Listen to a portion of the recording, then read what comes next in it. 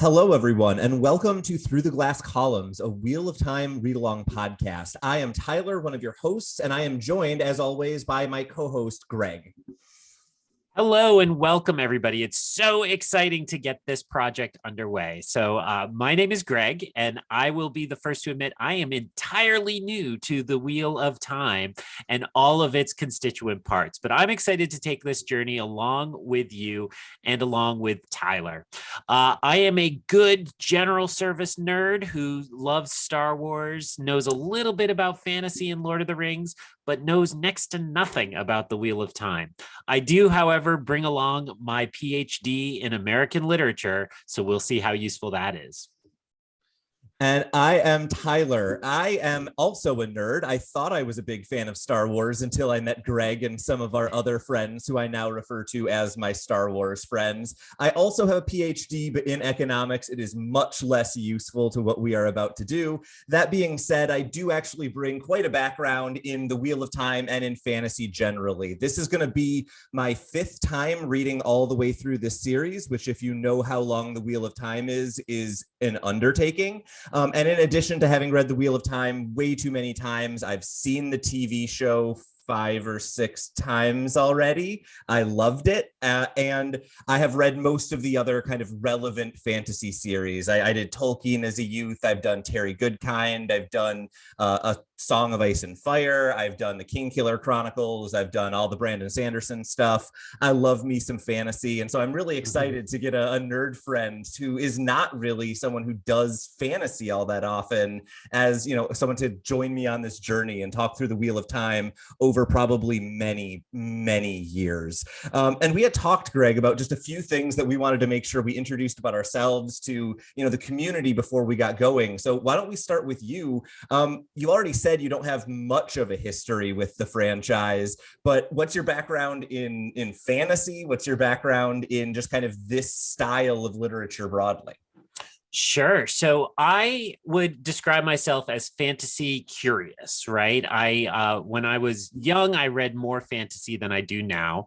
And I think, like a lot of people, I look at the fantasy shelf in the bookstore and I just see these massive tomes and feel totally overwhelmed. So when you invited me to this project, what excited me the most is to have a guide on this journey, right? And I've dabbled in fantasy a lot. I think the one I've read the most thoroughly and a couple times would be Lord of the Rings. But certainly, as I understand the definition of high fantasy, I'm fairly new to it, and I am really curious to see how this fits that definition or how this breaks that mold as time goes on.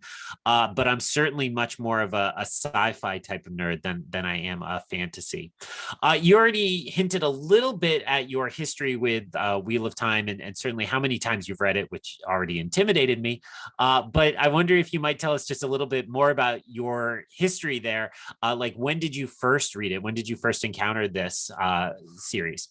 Yeah, so I actually distinctly remember the moment that I encountered the Wheel of Time. I was in like the 4th or 5th grade at a scholastic book fair, and I was in a small enough school that they had set up a book fair for like the elementary, and then they had like a middle area and they had a high school area. And I kind of wandered my way over to the area for the high schoolers, and I saw this giant, you know, brick of a novel, and I was like, this is the one I want. I thought the cover was cool. It had like people riding horses and doing magic looking things, and I brought it up to the counter, and the person was like, this is the 8th book in a series and you're like 9. I can't in any good conscience give this to you.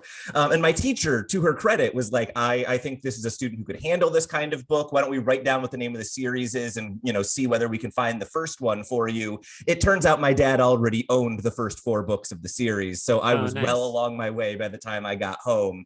But that was how I first encountered it. I was quite young. It probably took me 2-3 years to finish the first book because it's a long book when you're that age. Yeah, definitely. But, you know, I learned to love it, and it turned out my best friend who lived down the road already had also the first 4 or 5 books in his collection. So as soon as I had someone to talk with about it, it was off. I was, you know, in love. Nice. So I am now in charge of asking you a question, which you wrote that I don't understand. It says, Greg only, what do you think about this?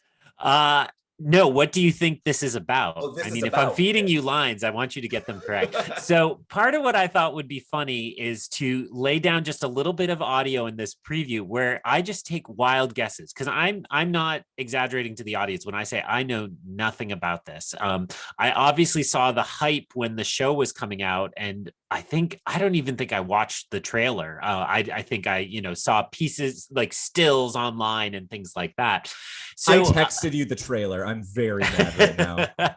so I'm thinking, so as I sit from the outside, from the far outside, I literally know like the Wheel of Time. And let's talk about all the facts I know off the top of my head. One, really long book series. 13 is what I'm guessing. No, maybe yes. 14 plus a prologue. So 14 plus a 15, prologue. depending on how you count. Okay. I know that it was the work of Robert Jordan. It says it on the cover. And I know that unfortunately he did not live long enough to complete it. And I think I only know that because people always yell at George R.R. Martin to finish his before something happens to him. And he finds that deeply insulting because he was friends with Robert Jordan, as I understand, and doesn't like that being thrown at him kind of by nerds on the internet. Oh, absolutely. And it's worth noting while Robert Jordan was diagnosed with the condition that he ended up passing from years before it was any, serious health concern for him. And very much the same way that George R.R. Martin has gotten a lot of heat from the internet with regard to finishing his series. When Robert Jordan chose to publish a prologue instead of an additional series in an additional book in the series, it created quite an uproar. And I think George is also responding to that. Yeah. Okay. So then let's talk about the actual universe. I am just a blank. Fantasy, I'm expecting magic, I think would be my first item on my list. I'm expecting some kind of, fantastic supernatural magic of some kind. And then I don't even know as far as if I'm expecting like Lord of the Rings or Dungeons and Dragons like races, or if it's much more kind of like a Game of Thrones, humans plus some beasts or things like that. So I'm going to go and I'm going to say lots of different races. That's my prediction. Again, knowing nothing and mainly trying to create audio for later in our show's run. So I'm going to say multiple different factions, like a whole risk board full of, or is it Small World? That's the one with the different races. So that's what I'm going to predict. I'm going to predict that many books. I'm going to say we're in for many, many generations. Like it's not going to be like one group of people all the way through. It's going to be multiple generations of families or dynasties or kingdoms. And let's just say I'll also predict just like tons of food. Let's say like Game of Thrones, like lots of food depiction, lots of feasts and intricate descriptions of delicious things that nerds can fantasize about. So, all right. So now I think I partially answered this question. My last question for you was, what are you excited about to do this show with our listeners and to, go through this experience together on microphones? And I think the first answer is probably like seeing Greg make an idiot of himself, which I've already fulfilled for you. So what else are you excited about with this show? Yeah, I'll be honest. I have not had someone to talk Wheel of Time with since the last time that my wife read this series, which was the first and only time she read this series. And I'm pretty sure she did it just so I wouldn't leave her. Like, high fantasy is also not her thing in the same way that it is not a lot of people's thing. And so I'm really excited to get an opportunity to deep read the series in a way that I really haven't before. I've picked it apart. I've thought about it a lot. I love the books, but I've never taken notes on what's happening to certain characters on certain pages and how long, events take to progress. And so I think that's just going to be really fun and exciting to get a completely new perspective on it. And then the other thing is exactly what you're describing. I'm super excited to see the take of someone who does not have the background either in, a lot of, fantasy, epics, but also just in terms of not knowing anything about the series. Everyone who I've ever interacted with has had like some element of this story either spoiled by covers or by people talking about the series or someone on the internet being a jerk. And so I hope we can preserve as long as possible your blank slateness, because I am very ready to chop up more clips of you saying wrong things, because we've already got plenty of ammo. Well, I will just say that, like yourself, anybody I know who's read one of these books has read them all and loves them all and is deeply devoted. My brother-in-law, my sister's husband, and just friends I've known in grad school. When we got started, I posted the cover and I already had a bunch of people being like, oh, well, you got to blah, blah, blah. I'm like, don't tell me yet. I'll get there. I'll discover these things on my own.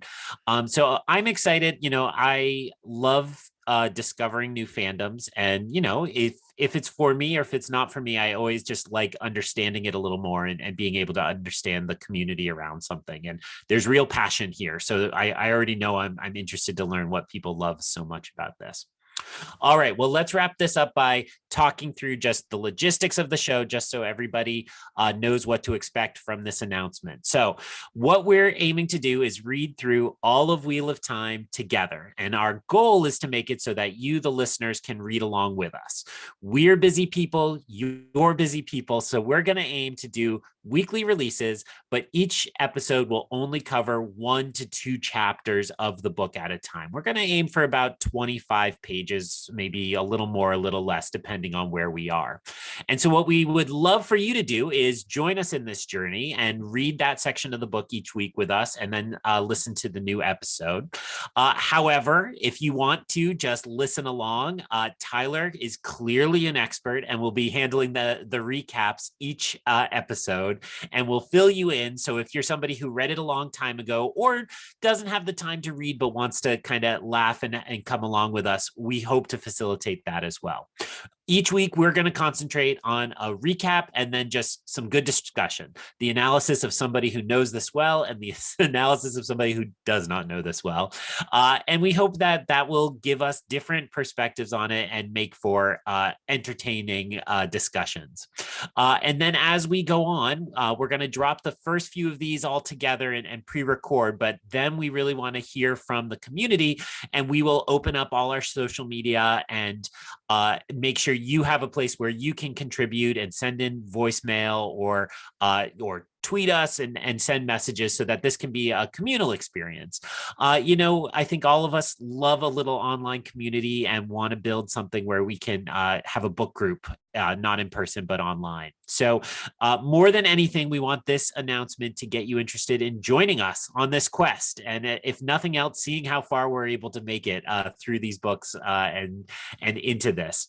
So in order to join us, what you should do is you should search for Through the Glass Columns on Twitter and Instagram. You can find our pages, and this announcement will be posted on them, so you can find us there. And then you should subscribe on your podcast service of choice. We will make sure we are everywhere you want to find us, and we hope you'll hit that subscribe and follow along with us as we start this journey. So I think that's everything. Tyler, did I forget anything? No, I think we are all set. I just want to say I'm super excited to begin this journey with you, Greg, and with all of the listeners. And if you stick around until you know what the title of our podcast means, I can guarantee you'll stick with us. It might be a little while. So I hope you all come back and join us through the glass columns. So ends another episode of Through the Glass Columns. We thank you for joining us and continuing with us on our quest to cover all of the Wheel of Time in our own sweet time. This podcast features original content developed by Tylor and Greg Cass, and is not in any way affiliated with, associated with, or condoned by the Robert Jordan Estate, Tor Fantasy, or Amazon. All content is intended for entertainment and educational purposes only. If you're enjoying this podcast, please seek out the books from your local bookshop or library and join us as we continue our journey. If you'd like to contact us to share your thoughts or give feedback, you can email us at throughtheglasscolumns@gmail.com or find us on Instagram and Twitter by searching Through the Glass Columns. Thank you once again for being part of this community. If you're enjoying the show, please subscribe to the show, leave us a review wherever you're listening, and recommend this show on your social media to help us grow our community. We look forward to welcoming you back next time through the Glass Columns.